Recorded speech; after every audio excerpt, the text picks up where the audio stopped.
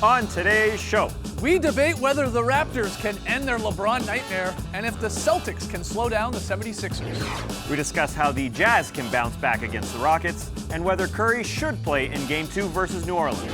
And the Greek Freak really does it all in a brand new edition of Weekend Whoopsies. It's Monday, April 30th. The starter starts now.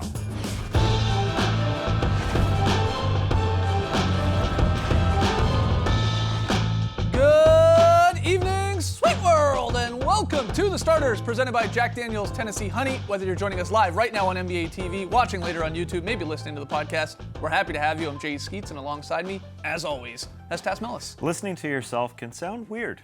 To his right, the international man of mystery, taking it to the max, Lee Ellis. Friend. Lily. Lily, and last, certainly not least, over yonder, that is the bearded one. That's Trey Kirby. Hey! Yo! TK, what's up? Well, I'm here at the internet looking for your best tweets at hashtag the starters. And guys, LeBron James scored 45 points in 43 minutes of a Game 7 yesterday, which sounds exhausting.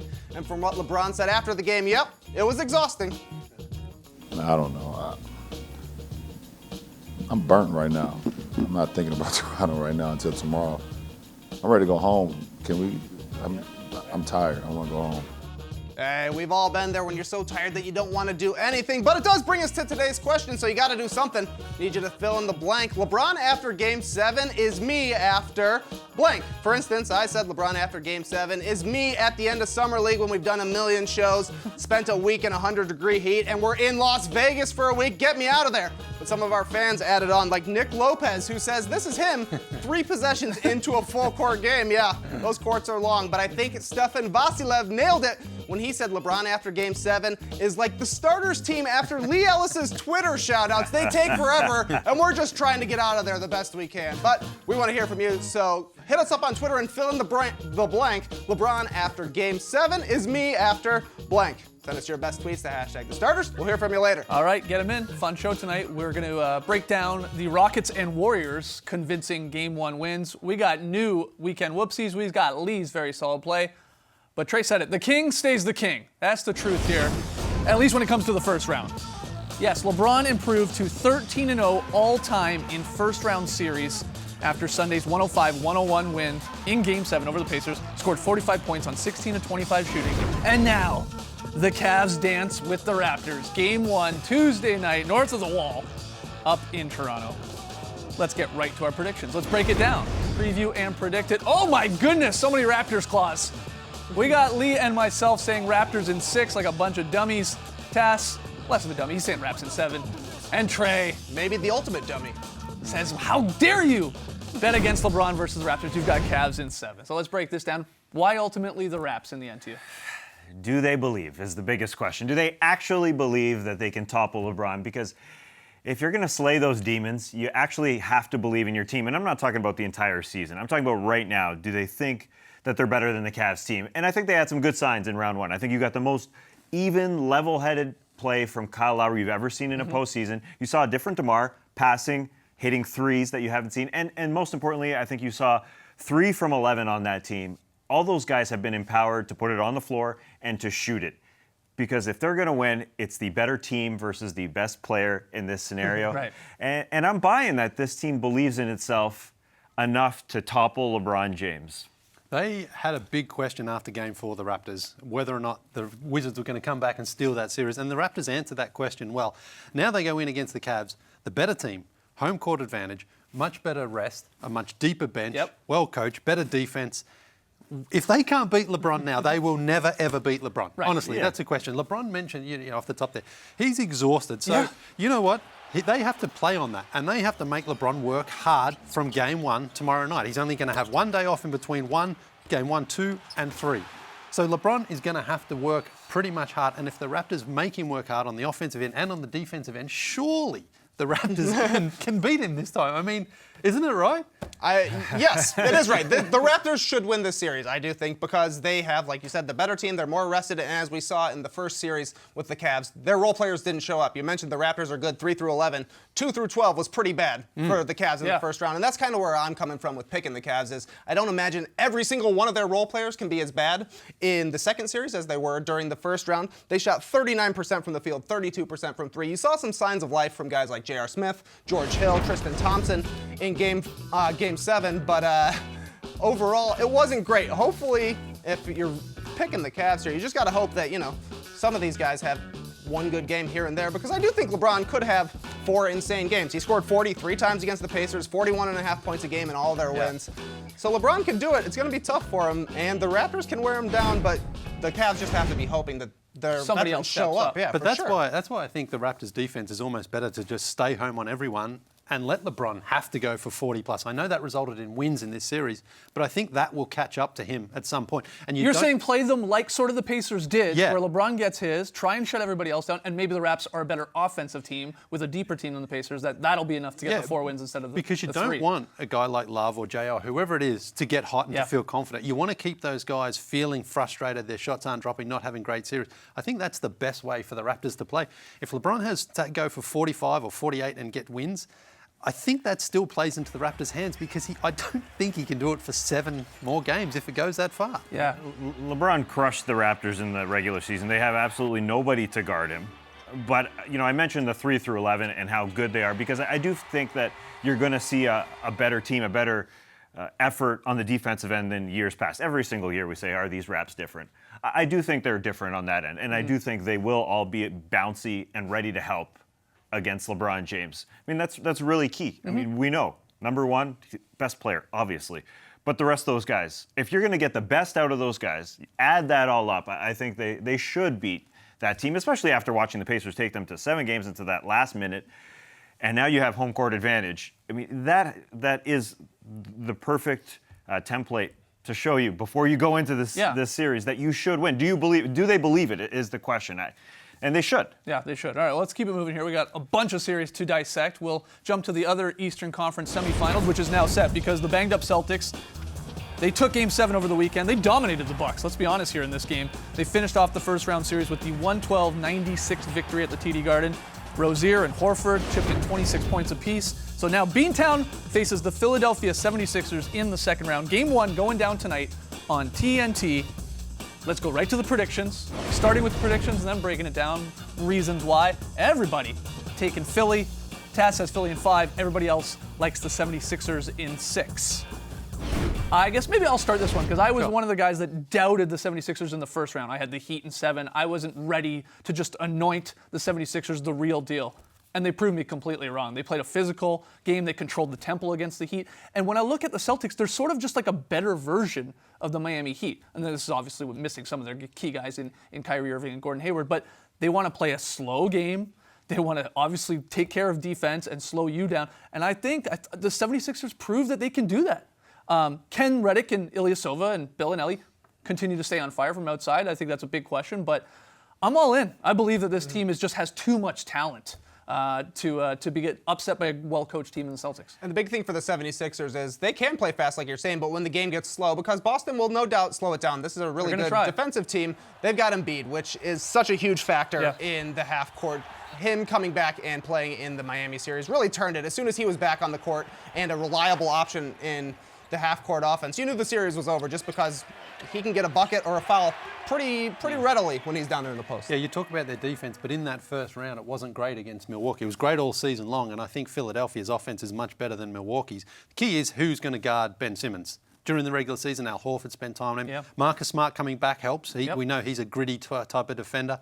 And so who is going to sort of control Simmons or slow him down? And even if they do, they have so many more offensive weapons. I just think their offense compared to the beaten-up Boston Celtics defense, I think gives the edge to the Sixers in the series. But it's rare that everyone would pick against the home team in this series. Yeah. Well, I don't think home court really matters that much. Even though Boston's a great home court, the Sixers prove that they can win on the road. They're the only team to go 2 for 2 in the Eastern Conference on the road. They won twice in Miami. And yeah, like Ersan Ilyasova said, I do think Boston is a better home court advantage than the Heat.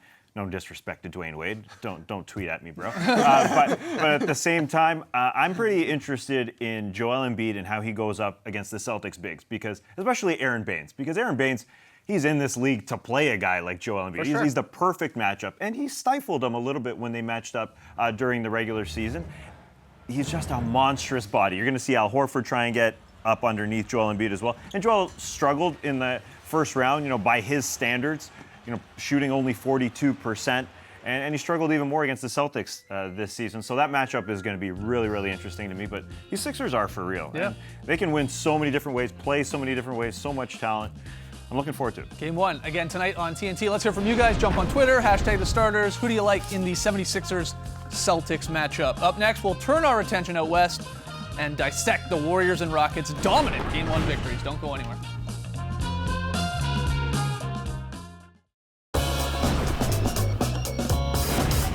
Welcome back to the starters. We've broke down the 2 East semifinal series, but let's go to the West. Life is peaceful there. And when they're already underway, these series, roughly 36 hours after winning a thrilling Game 6 to close out OKC, the Jazz were just buried by the red hot Rockets in Game 1 of their second round series. Harden, 41 points, 7 made threes, the 110-96 convincing win.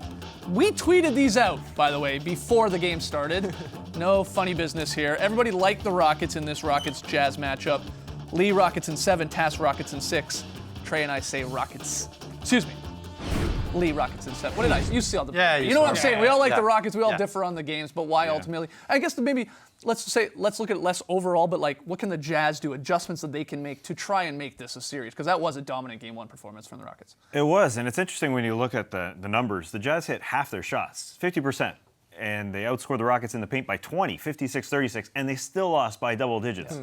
You got to hit more threes. I guess it's kind of a numbers game. Hit your free throws and don't turn it over. I mean, sort of that basic stuff. And maybe on the defensive end, we saw James Harden driving into the rim there, but maybe it is make James Harden a driver and just feed him into Rudy Gobert, because this numbers game, it's sort of like the Rockets and Timberwolves in the first round. You might just be losing 3-2 every time you go up and down the floor. So maybe you just try and give James Harden a 2, because he's hitting so many threes and scoring so much from the outside. Math, man. Yeah, Quinn Snyder said today, maybe we should just ask him to miss and he'll be magnanimous about it. I don't know if that necessarily will work, but the Jazz can definitely be more ready. I think they were caught a little off guard by the Rockets. The Rockets had 4 days off. The Jazz didn't even have 2 days off. They came in, Donovan Mitchell was getting hounded by Trevor Ariza, having to give the ball up, and it took them kind of an entire half to figure it out. Mitchell finished 5 of 12 in the second half. Sure, the Rockets were at a 25-point lead at that point, but they figured some things out, so I think that they will have a better effort coming into Game 2. Well, part of the problem, obviously, Ricky Rubio is not there, and he may not play in this series. We're not sure about that hamstring, but they've got to take better care of the ball. And I think part of the reason they turned the ball over 18 times was they were sloppy. And coming in after, like you say, only 36 hours after a pretty big emotional win on Friday night, they just didn't seem to have that sharpness and that crispness that you expect from a team. They were just sort of sloppy with the ball. The Rockets pounced on that and took advantage. So I think the Jazz now, they have a little bit more time to settle down and realise, like, okay, we're not going to have Ricky Rubio. So Joe Ingles and Mitchell, and if it's Neto or Exum who comes in, just take better care of the ball. The Rockets, you know, once they get the ball out and they start hitting threes and getting in their fast break transition game, they're going to score a lot. So the Jazz can't afford to get behind early by just being sloppy with their own possessions. Yeah, to have any chance to in the series. I think Rudy Gobert does have to outplay Clint Capella. Yeah. Because Capella was great. He's been great all playoffs long, but especially kept it going against the Jazz in Game 1. You know, he helped the Rockets win that battle of the boards too, 43-37. And if you're playing the math game, well, then you better just get more shots up. You better own the glass. And maybe that means putting, like, really attacking the offensive boards with your bigs in Favors and Gobert. And you go from there, because you're right, this math problem is real, especially when the Rockets are locked in. I mean, Chris Paul was hitting threes. You know, you had PJ Tucker, Ariza. I mean, it's just, there's no answer for it. There really isn't, except to try and shoot more and take care of the ball is all you're saying here. Yeah, and it's a tough series for Donovan Mitchell. He's going to see so many long bodies in front of him. You mentioned Trevor Ariza, then PJ Tucker goes on, then Ba Mute goes on, and Chris Paul, who's, you know, a pest on the defensive end. There's no answer for Donovan Mitchell, but you make him work, and the fact that you can have sort of 4 bodies you can throw at him on a regular basis, it's very different than the OKC series. And this guy is not a rookie in a rookie's body. But at the same time, it's tough. I mean, now you can focus on him, and without Ricky Rubio, they don't have that other ball handler back there. You know, they start Royce O'Neal back there, and the Rockets are whole. The Jazz aren't. The Rockets get back Ba Mute. I'm sure they're feeling really, really good about their chances. And we don't even know if Mitchell's going to play in Game 2 after he tweaked his ankle late in Game 1. You would hope so, but you're right. He's being asked to not only be our primary scorer, now you probably got to be our playmaker and set up guys like Ingles, because we don't have a Rubio. So that's a lot to ask for a rookie. All right, moving on here, our final matchup to dissect. The Warriors flexed their playoff muscles on Saturday night, crushed the Pelicans in Game 1, 123-101. Draymond Green posted his 4th career postseason triple-double. Clay and KD combined for 53 points. You've already seen our predictions, but let's throw them up again. Everybody has the Warriors. Trey taking them in 5, everybody else in 6. No Steph Curry in game 1, but he's expected to return, let's be honest here, for game 2 from the MCL sprain. Do you think they should? If he's good to go, do you even think they should bring Curry back? Or now that you got that game 1, tell him to rest another one. Take it easy. What do you think? Well, Steve Kerr said he needs to get a bit of rhythm going as well. So, yes, I definitely think they should bring him back if he's ready because they've got to sort of, without overlooking the Pelicans, start to get ready for the conference finals. Which is very likely the Rockets. Exactly, yeah. So if he's ready to go, get him out there, test him out. Hopefully he's not too rusty and get a couple of games under his belt. And then the Warriors, we know, are at their best. But having said that, they were fantastic actually in game 1. They looked really, really good. Especially getting Durant and Klay Thompson those shots and dropping in baskets like that. That just changes everything. And they don't miss Steph as much. Right. When those guys are hitting shots. Yeah, they might not need him for this series, but the guy's played 25 minutes since March 8th. That's a lot of time to have off, especially with the Warriors are a team where Steph especially gets into rhythm so much, and it's so big. Tass, you're always mentioning how they have to get into their flow. So I think, yeah, they should bring him back, and like Steve Kerr's saying, play him just so that you can be ready for the next series. Yeah, and I don't think they're going to pull a move that they pulled a couple of years ago in the playoffs in 2016 and bring him back too early. Right. They wouldn't do that. He's been ready seemingly for like a week. He has to no come back. minute restrictions either if he does play tomorrow night. So that's a good sign. On the other hand, Unless maybe you- just rest him unless for you're a next Pelicans season. fan. Well, yeah. Same for next year. Yeah, maybe not. Why not? All right, we got to take a break. Lots more still to come on the starters tonight. When we return, we got a brand new batch of weekend whoopsies straight out of the oven into the C block. Don't go anywhere.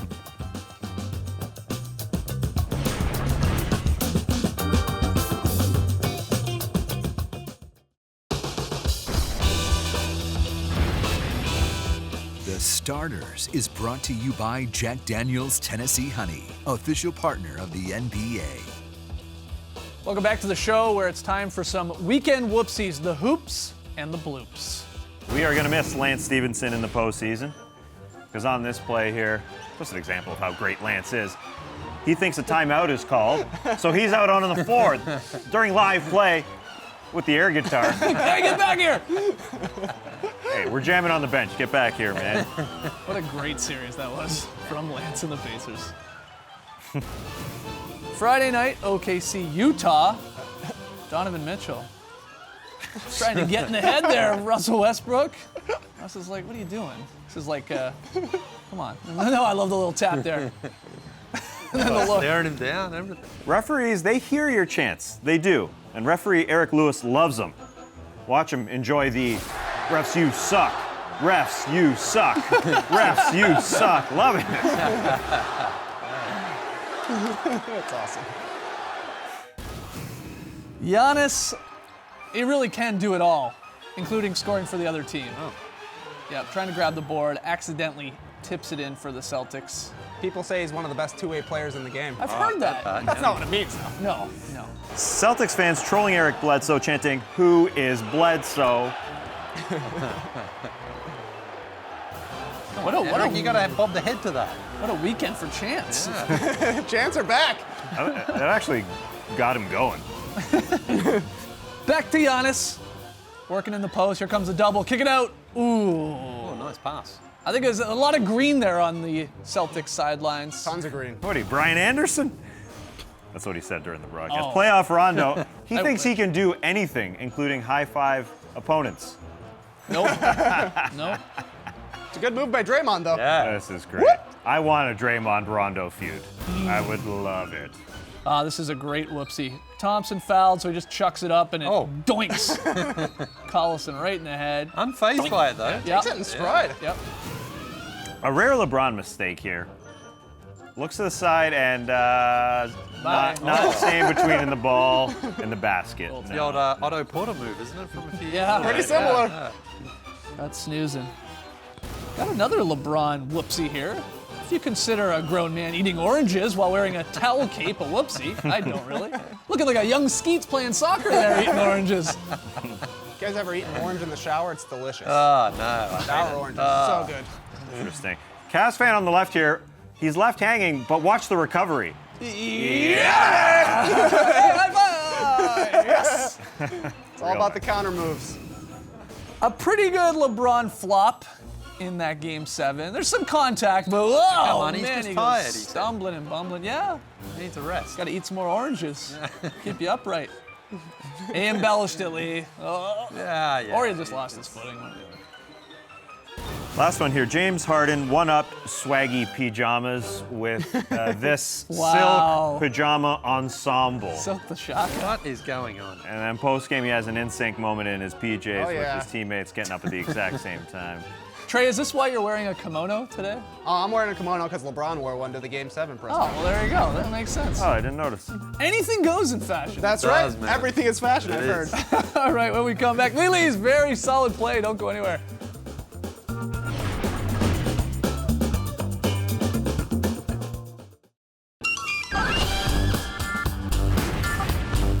One game on tonight. It's on TNT, 8 p.m. Eastern. Game 1 between the 76ers and the Celtics.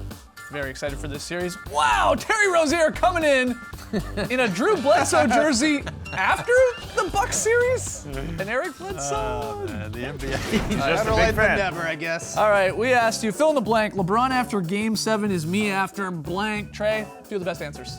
All right, Ryan says it's like your mom making you talk to relatives you don't know. The worst. Ice Cream Cowboy says it's visiting a friend who lives in a walk-up building. That's like when I go over to Skeets. It's exhausting. John says studying for 2 minutes in the library, then surfing Twitter for 58 minutes on my phone. That's how you get good grades. Joe says it's after trying to come up with something funny in reply to this tweet and realizing I'm missing. You still did a good job. My favorite answer comes from the King of Black Hearts, who says it's like after any social involvement. People are tiring. Lily, VSP, very solid play. Who gets it? Yeah, well, I have a new category too, courtesy of our producer Matt. He calls this the toll booth play because you Okay. give and then you go. Ooh. So what do you think? Yeah, I think there's Okay, the something there. toll booth. Yeah, The beautiful. give and go, yeah. Either way, it's a beautiful pass and it's a beautiful finish, and that's what I call a very solid play. Very, very solid. Just like our experience on Friday night Hey, when we finally! Finally, man. two in one basketball game. 2 in 1 quarter. Yes. Block wedgie to start us off here. Nice. Thank you, Alex Sabrinas. I'm taking note of that. And then this one on a foul, but still, Hey, counts. it's a dunk attempt here by Melo. Oh, Donovan was having Donovan it. What? We're up to 38 on the season. those were our Okay. first 2 of the postseason. That's right, yeah. Wow, that is wild. That is wild. All right, tomorrow it's Tuesday already. Can you believe it? Where'd the week go? Join us at 11 a.m. Eastern on Twitter for the Starters Twitter show. That makes sense. Always a blast. Get your questions in right now if you want to. Hashtag the Starters, @the_Starters. We'll break down all those series and obviously focus on tonight's 76ers Celtics Game 1. Enjoy the game, and we'll see you tomorrow night. All right, thanks for joining us, folks. And courtesy our cameraman, Rick, Whoa. this is Cirque du Soleil. I mean, is that impressive? I'm not sure. Brace the night, people.